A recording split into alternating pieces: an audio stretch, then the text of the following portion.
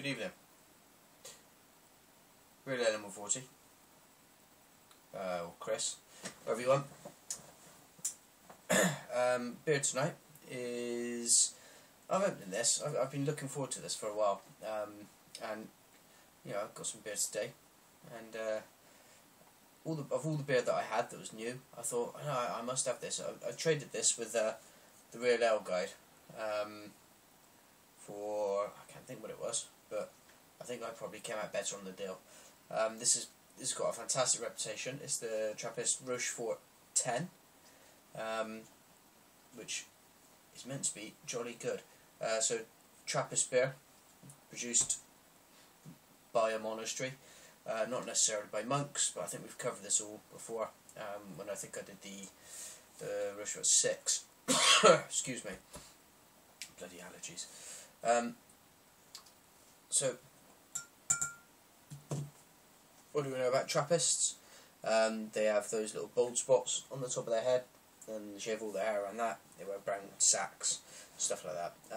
Don't really need to know that much about them, because this beer is brewed by lay people, as are all the sort of monastery beers. I'm just going to open it now, and tell you what I think about it. There you go. There's your little 10 on the cap there. I'm going to have to reserve some of this for the wife, for Mrs. Real Animal 140. Tiny bit push on the bottle there, in terms of the, you should be able to see that. Quite lively. So let's pour it.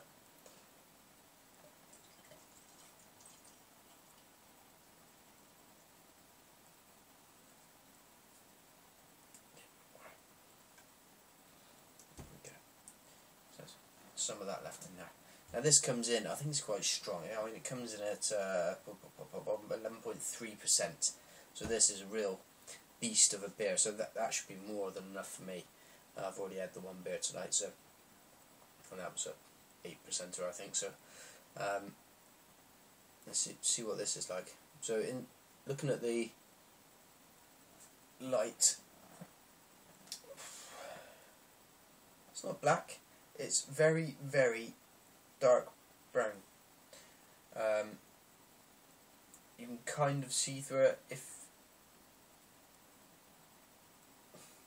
you can't see things through it, but you can see. So it's kind of dark enough that you can see parts of the way through it. Like if you went down, I don't know, quite far down in the sea, you can still see a little bit along the way.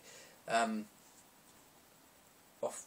White head, tan head maybe, and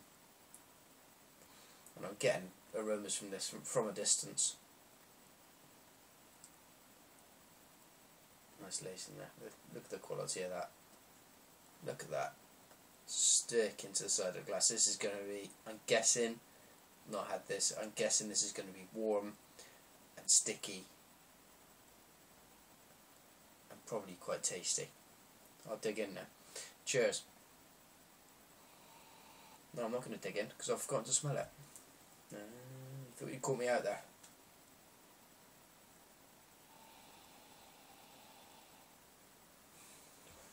Whew.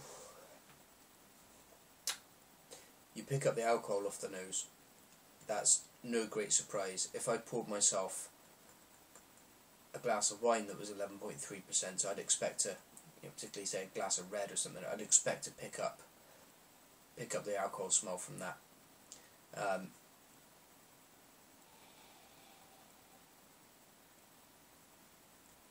What you get in there is almost like a very alcoholic Christmas pudding, rammed full of juicy raisins and strangely almost black currants maybe. It's a tough one to call.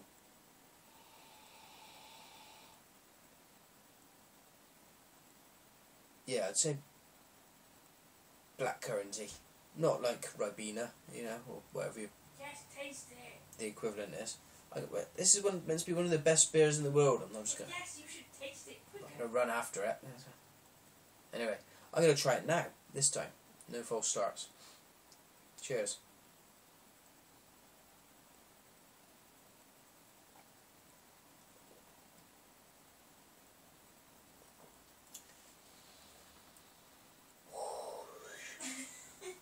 I can't wait any longer.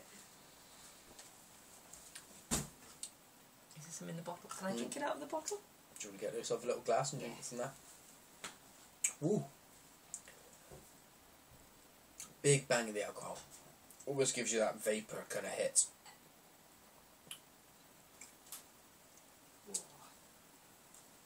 Very, very pleasant.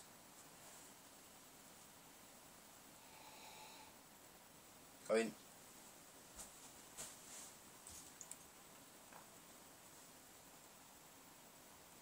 Very fizzy, isn't it? it's quite a gentle carbonation. It whisks it round. Yeah, it's not jumping out of the glass, but it's... It doesn't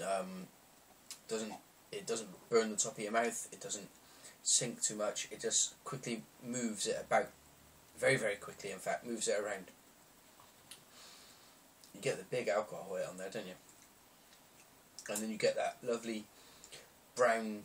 It's like a ready meal. You could have that instead of dinner. Well, that's tomorrow's lunch now, sort of.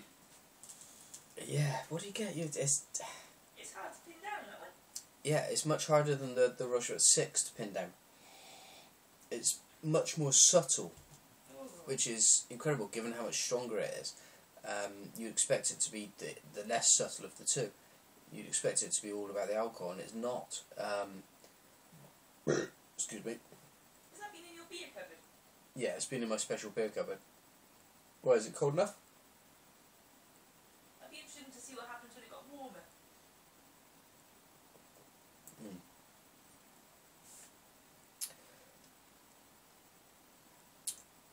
It's like eating one of my mum's Christmas puddings. It's not something I do that often. I'm not a big fan of Christmas pudding. But it's a little bit boozy. It's lots of raisins, lots of dark fruits. The nose translates wonderfully to what it tastes like. And Yeah, it's very yeasty. you wouldn't.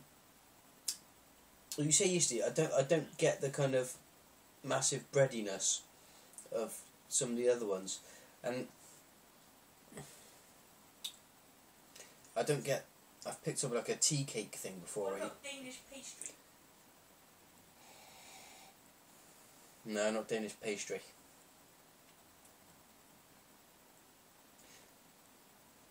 Bread and butter pudding.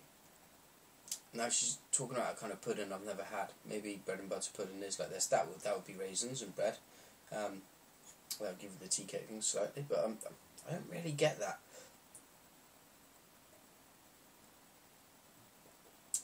It's That's really nice, actually. very sweet on the lips, and there's no way in the world you would ever know this was getting on for 11.5%. This is the same as a bottle of Australian wine was 2 or 3 years ago, maybe 4 or 5 years ago. It's been a while, but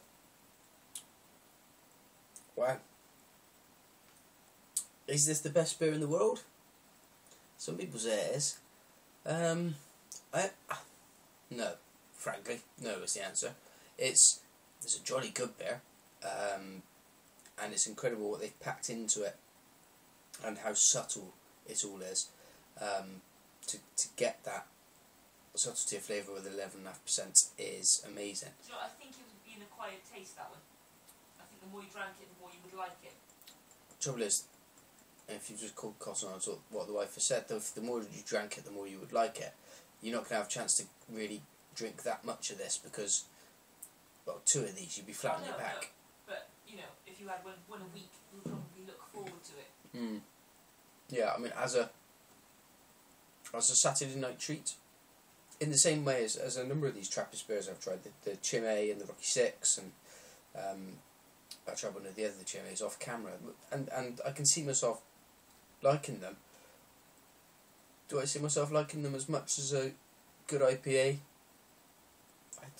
I don't know. I really don't know. So, my rating, not the best beer in the world, but pretty bloody good. I'm going to go with a 9. A 9. I've got an 8. I think it's pretty special. It just doesn't get to those absolute top heights, and you know, there's all kinds of things that may affect that. It might be ever so slightly too cold. It might be the fact that this batch wasn't fantastic. You know, any number of things. But you know, these monk fellows know what they're doing in terms of brewing beer, and I salute them. Well done, Baldy. Keep up the kiddie fiddler. Okay, well, I'm off now. Take care, and cheers.